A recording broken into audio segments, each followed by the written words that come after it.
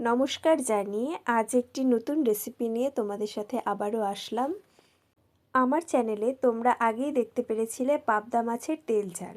তো আজকে সেই পাবদা মাছ দিয়ে আমি আলু বেগুনের একটি পাতলা ঝোল করে দেখাবো। এই পাবদা মাছের ঝোলটি শরীর এবং স্বাস্থ্যের জন্য উপকারী। এটি একটি রুচিসম্মত খাবার। অনেকেই আছেন যারা জ্বরের পর বা কোনো অসুস্থতার পর খাবার ঠিকমতো খেতে পারেন না। তারা এই পদ্ধতিতে এই রেসিপিটি করে খাবেন, দেখবেন খুব ভালো লাগবে। এই রেসিপির জন্য খুব বেশি উপকরণের প্রয়োজন নেই। শুধুমাত্র উপকরণ হিসেবে আমরা ব্যবহার করব আদা বাটা, জিরে বাটা, হলুদ গুঁড়ো, নুন। আর সবজি হিসেবে আমি নিয়েছি কাঁচা লঙ্কা, আলু এবং বেগুন। প্রথমে সর্ষের তেলে পাবদা মাছগুলোকে লাল করে ভেজে তুলে নিতে হবে।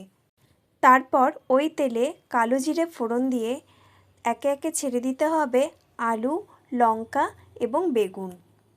তারপর সেটি হালকা ভাজা হয়ে গেলে সেখানে দিয়ে দিতে হবে আদা বাটা, জিরে বাটা, হলুদ গুঁড়ো, লবণ গুঁড়ো। তারপর সেটিকে খুব সুন্দরভাবে কষিয়ে নিতে হবে এবং লক্ষ্য রাখতে হবে বেগুনগুলো যেন পুরোপুরি গলে না যায়। যখন সবজিটি মশলাসহ ভালোমতো কষে যাবে তারপর সেখানে জল দিয়ে দিতে হবে। তারপর একে একে ভেজে রাখা মাছগুলো দিয়ে দিতে হবে এবং কিছুক্ষণ ফুটিয়ে যখন রান্না হয়ে যাবে তখন নামিয়ে নিতে হবে।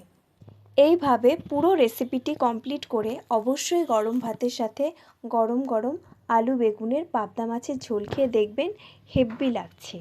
এর পাশাপাশি পাবদা মাছের কিছু উপকারিতা নিয়ে আপনাদেরকে বলছি। পাবদা মাছে প্রচুর পরিমাণে ভিটামিন ডি এবং B12 থাকে, যার ফলে আমাদের ব্রেন ফাংশন ভালো হয়ে থাকে এবং পাশাপাশি আমাদের বোন স্ট্রং হয়ে থাকে। এছাড়াও এটি আমাদের শরীরের ইমিউনিটি পাওয়ার বৃদ্ধি করে থাকে।